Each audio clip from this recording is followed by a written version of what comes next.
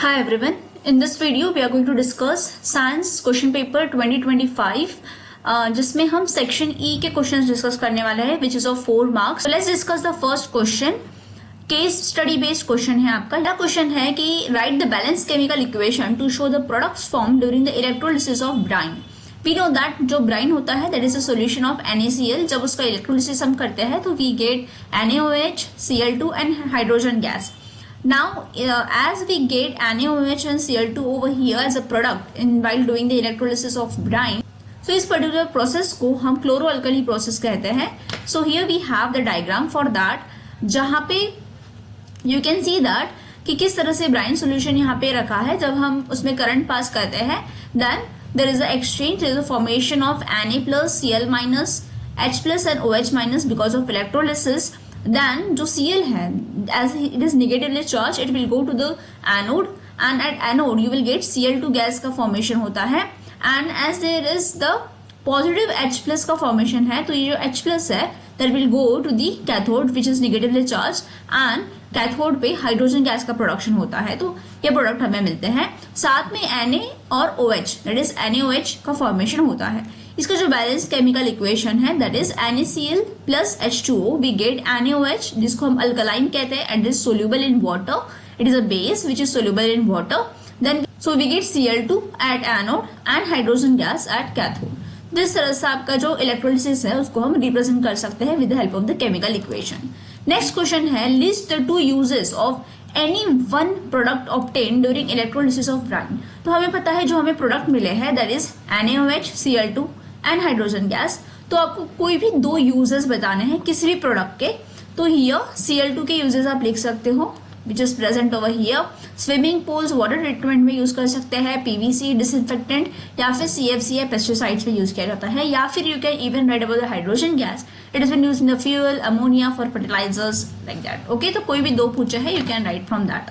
Next आपको C part जो है उसमें दिया है माइल्ड एक नॉन कोरोसिव बेसिक सॉल्ट है A जिसको हम फास्टर कुकिंग के लिए यूज करते हैं. स्ट्रांगली जब हम उसको स्ट्रांगली हीट करते हैं तो we get B and B is been used for the removing the permanent hardness of water. तो आपको A और B को आइडेंटिफाई करना है. Also the equation for the reaction जो अकर होती है जब हम A को हीट करते हैं. So here for that particular question we have the equation. So here you can see mild non-corrosive basic salt that is sodium hydrogen carbonate NaHCO3. This is your equation. When you heat this will be your A को जब आप heat करोगे you will get B and your B is sodium carbonate. ये जो sodium carbonate है that is nothing but your washing soda. So you can see this is your washing soda and इसकी जो use है that you can see uses of washing soda that it is used for removing the permanent hardness of water. Okay, so this is the answer to that question. See the or part में हमें question दिया है define the water of crystallisation and 2 examples of salt that have water of crystallisation. तो definition होती है water of crystallisation is a fixed number of water molecules present in 1 formula unit of salt. इसका example होगा hydrated copper sulphate CuSO4.5H2 जिसमें water of crystallisation के molecules 5 है. Second आप देख सकते हो जो अभी हमने डिस्कस किया था वॉशिंग सोडा जिसमें 10 वाटर मॉलिक्यूल्स होते हैं. नेक्स्ट इज जिप्सम जिसमें you can see NaSO4.2H2O. This is also the water of crystallisation जिसमें 2 मॉलिक्यूल्स है वाटर ऑफ क्रिस्टलाइजेशन के. जैसे आपके एग्जाम्पल्स आपको मेंशन करने हैं. नेक्स्ट क्वेश्चन जो है दैट इज क्वेश्चन नंबर 39 हम डिस्कस करने वाले हैं. This question is related to electricity lesson. So यहाँ पे आपको दिया है कि किस तरह से जो वायर्स होते हैं जो हमारे घर के वायर्स होते हैं इलेक्ट्रिक सप्लाई जो होता है पावर सप्लाई वो मेन से आता है. देन ओवरहेड इलेक्ट्रिक पोल से आता है या फिर केबल्स के थ्रू हमारे घर में आता है. जो हमारी कंट्री है वहाँ पे जो पोटेंशियल डिफरेंस होता है that is 220. Potential difference 2 wires के बीच में होता है live wire and neutral wire. यहाँ पे आपको पूछा गया है कि write the colour of insulation covers of line wire that is जिसको लाइव वायर हम कहते हैं to which the supply comes to our home. So colour insulation जो होता है लाइव वायर का वो होता है red.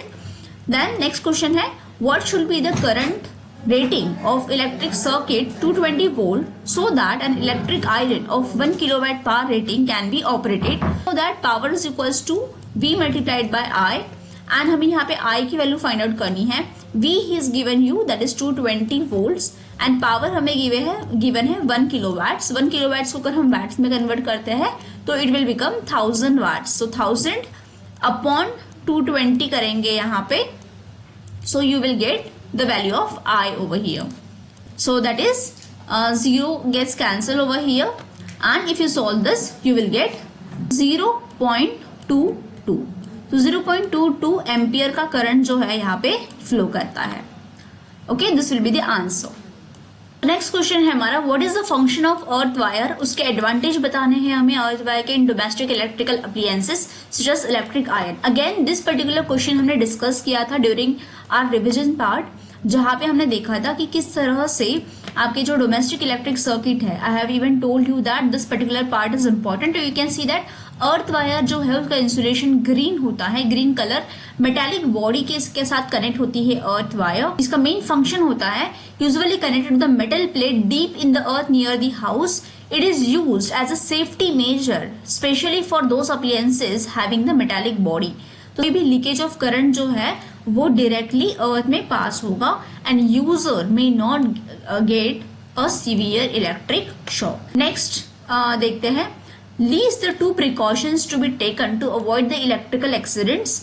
State how these precautions prevent possible damage to the circuit and appliances. पहला तो हमारा ये है कि हमारे जो भी मेटालिक जो भी हमारे अर्थ वायर्स है उसको हमें कनेक्ट करना है ऐसे सभी डिवाइसेस के साथ जिसको जो मेटालिक बॉडी से बने हैं, जहाँ पे ज्यादा करंट हम यूज करते हैं, जैसे कि electric press, toaster, table fan, refrigerator, वहां हमें अर्थ वायर को कनेक्ट करना है. और सेकंड जो है दैट इज फ्यूज वायर. तो फ्यूज वायर को हमें सर्किट में लगाना है ताकि जो सर्किट है ओवरलोडिंग की वजह से ब्रेक ना हो या डैमेज ना हो, और उसके वजह से आपके इलेक्ट्रिकल जो सर्किट्स है, ठीक है, वो ब्रेकडाउन्स ना हो. तो इस तरह से ओवरलोडिंग या शॉर्ट सर्किट से प्रिवेंट करने के लिए हमारे सर्किट्स को हम फ्यूज वायर को यूज करते हैं. ठीक है, so this will be your answer to this particular. Here we complete the 4 marks question from section E of Science 2024 question paper. Thank you.